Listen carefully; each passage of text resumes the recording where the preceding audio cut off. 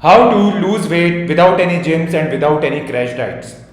Friends, imagine for a moment if I tell you about the secret of weight loss, then you will be surprised to know that it is 80% mindset and 20% workout and diets. I know this thing that many people gonna say what, but this is a fact. In this video, I will be covering up the topic, the 3 belief system which a overweight person is holding in his or her life. Friends, you will be surprised to know that in India, 70% people who are mature, who has got their children, who comes under the working class people of India, they are facing the problem of overweight and they are 10 kg more than their actual weight what they should have.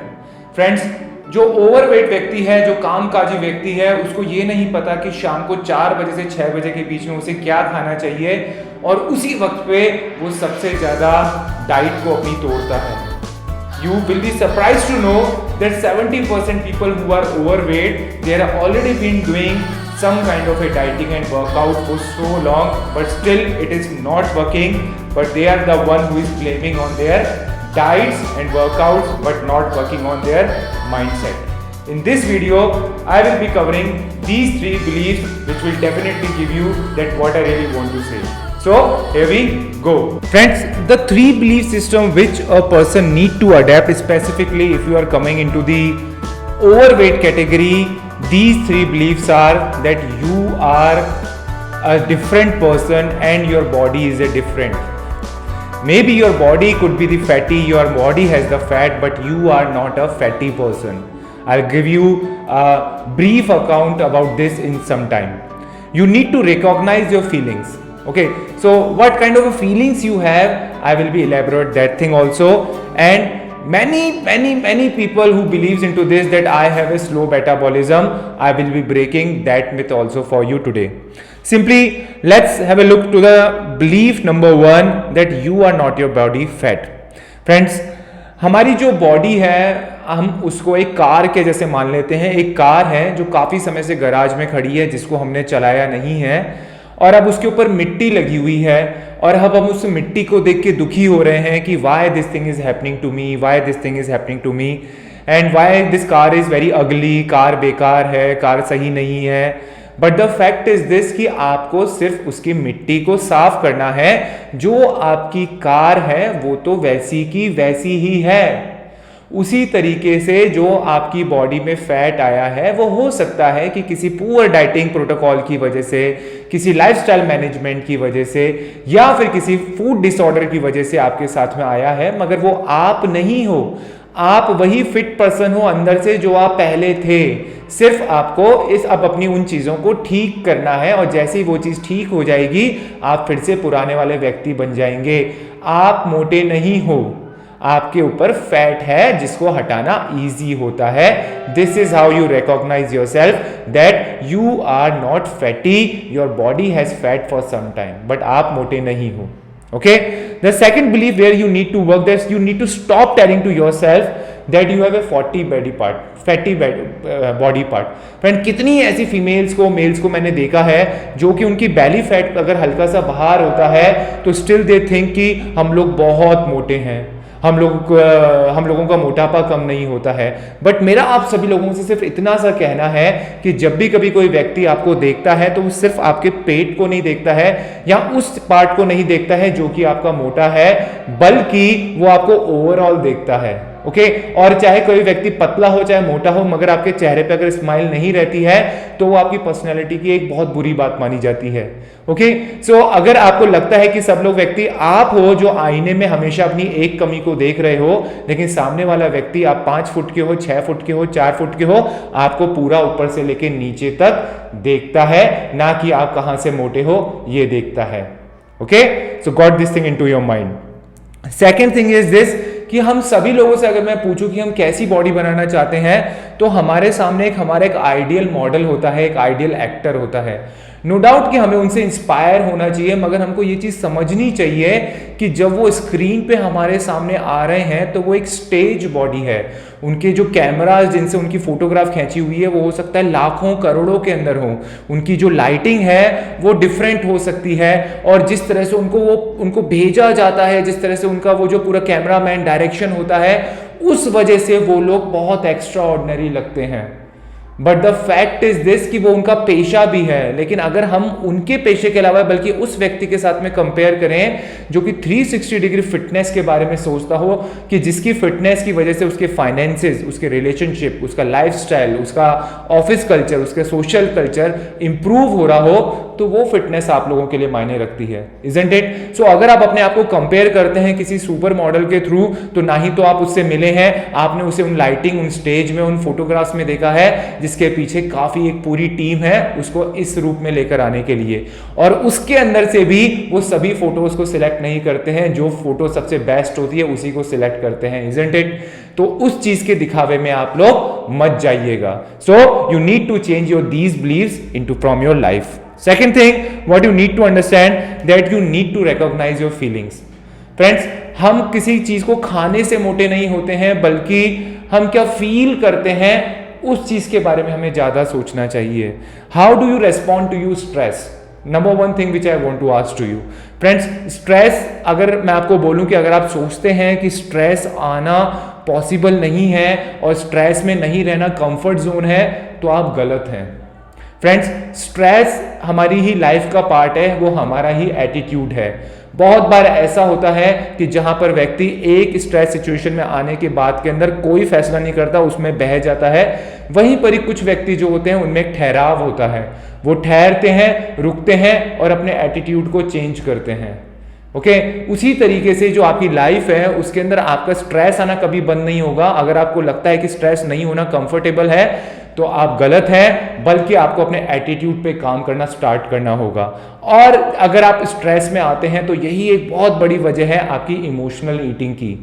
Birthday party, शादियाँ, खुशी, social में आ जाना, त्योहारों का आना, ये सभी के सभी हमारे खुशी के इमोशंस देते हैं हमको। इसीलिए जब भी कभी हम कोई खाना खाते हैं तो कहते हैं आज खा लेते हैं, कल का कल देखेंगे। ओके, लेकिन कल क्या देखेंगे, कैसे देखेंगे, उसकी स्ट्रेटेजी हमारे पास में नहीं होती है। सिर्फ एक स्ट्रेटेजी होती है कि हमें कम खाना खा लेना चाहिए, जो कि गलत स्ट्रेटेजी है। Okay, stop self blaming. It is not which has failed you, it is not the diet which has failed you, it is not the coach who has failed you. Friends, सबसे पहले तो हमको ये blaming game जो है इसको हमारी life से हटा देना चाहिए। ओके, ना ही तो हमें अपने आप को नीचा देखना चाहिए, ना ही हमें किसी डाइट में फ्लॉज निकालने चाहिए, ना ही तो हमें किसी कोचेज या किसी और चीज में फ्लॉज निकालने चाहिए हमको।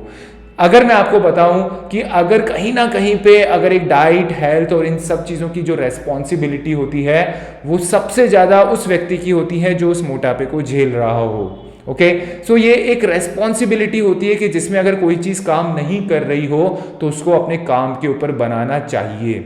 ओके, अगर मैं बहुत सारे मोटे लोगों से पूछता हूं या ओवरवेट व्यक्ति का कभी मैं बात करता हूं कि ओवरवेट को खत्म करने के बाद में आपकी क्या स्ट्रेटेजी है, तो वो क्या उनके पास में उनकी स्ट्रेटेजी नहीं होती है।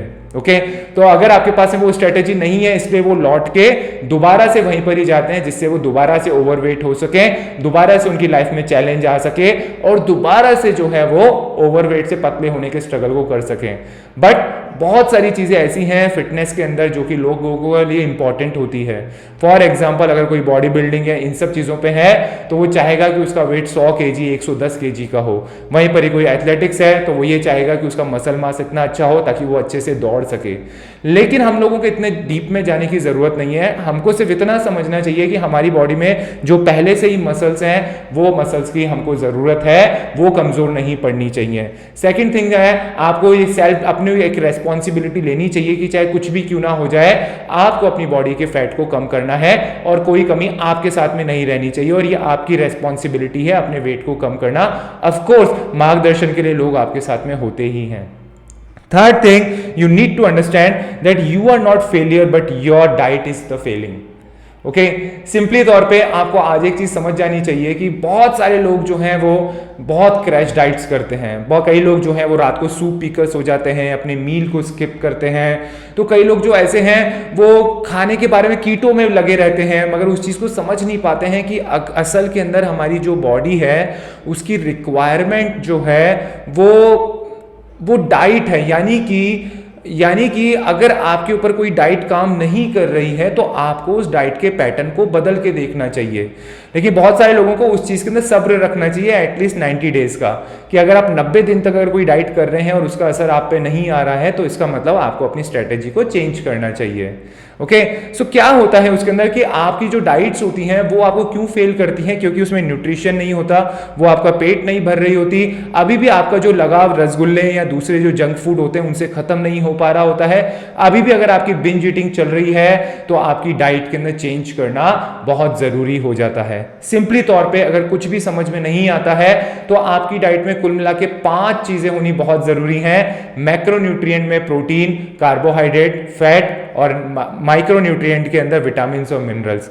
ये 5 चीजें अगर आपके एक थाली के अंदर हैं तो डेफिनेटली आपकी जिंदगी की सारी जरूरतें आपकी पूरी हो रही हैं। अगर आपका वेट अभी कम नहीं हो रहा तो कोई वजह हो सकती है, बट स्टिल आपका वेट एक ना एक दिन जरूर से कम होगा। सो सिंपली तौर पे आपकी जो डाइट है उसकी स्ट्रेटेजी को चेंज करने की आपको जरूरत है। आपकी डाइट के अंदर आपको न्यूट्रिशन और डालने की जरूरत है। Okay, so don't blame others for your weight gain. Friends, simply तौर पे अगर यहां पर मैं आपको बताऊं कि जब भी कभी हम किसी और को बोलते हैं कि तुम्हारी वजह से मेरा वेट बढ़ा है, तो हम अपने जिंदगी का रिमोट उसके हाथ में दे रहे होते हैं। यानी कि वही जब चाहेगा तो आपका वेट कम होगा और वही जब चाहेगा तो आपका वेट बढ़ेगा। और यहीं पर ही इंसान जो होता है वो अपने अंदर की खोज बंद कर देता है और बाहर से ही सोचता है कि वो कौन सी ऐसे वो दवाई ले ले, सप्लीमेंट्स ले ले, कुछ ऐसा चमत्कार ले ले जिससे कि उसके वेट कम हो जाए।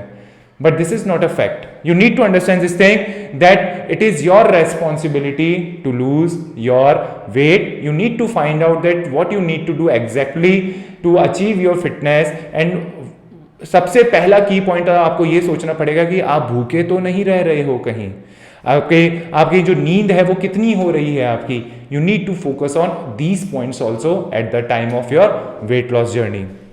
ऑलराइट, जो तीसरे नंबर का सबसे बड़ा बिलीफ जो है वो है that I have a slow metabolism. बहुत सारे लोग ऐसे होते हैं जो बोलते हैं कि भाई मेरा स्लो मेटाबॉलिज्म है। ऑल्दो मेरे जो कोर्सेज होते हैं उसके अंदर मैं साफ साफ बोलता हूँ कि how to make your metabolism fast. But simply तौर पे आज मैं आपको एक बात सच बताऊं कि कुछ हमारी कंडीशंस होती हैं जिस वजह से हमारी बॉडी का मेटाबॉलिज्म स्लो होता है। द नंबर 1 कंडीशन ये होती है, या तो आप किसी बीमारी से जूझ रहे हैं, डायबिटीज, थायराइड या हार्मोन डिसबैलेंस, पीसीओएस, तो इस वक्त पे भी आपका जो मेटाबॉलिज्म है आपका रेस्पॉन्स नहीं कर रहा होता है खाने के ऊपर, मगर बट अगेन ये एक टेम्पररी सिचुएशन होती है। अगर आप कुछ दवाइयां लेते हैं तो उससे आपका मेटाबॉलिज्म दोबारा काम करने लग जाता है। सेकंड थिंग जो होती है वो आप ही की लाइफस्टाइल की कुछ प्रॉब्लम्स होती हैं, यानी कि आप टाइम पे खाना नहीं खाते हो, आपकी डाइट के अंदर जो होता है न्यूट्रिएंट्स नहीं होते हैं, आप सोते बहुत लेट हो, आप हर बार स्ट्रेस की सिचुएशंस में रहते हो। ये भी एक टेम्पररी फेज है आपके मेटाबॉलिज्म का। लेकिन अगर किसी व्यक्ति के साथ में ऐसा कभी होता ही नहीं है कि उसका मेटाबॉलिज्म नॉर्मली तौर पे स्लो हो, ओके, सो वो हम है जिसने ये टेम्पररी फेज अपने अंदर डाला हुआ है, और जैसे ही हम अपने लाइफस्टाइल को ठीक करते हैं वैसे ही आपका मेटाबॉलिज्म भी ठीक हो जाता है।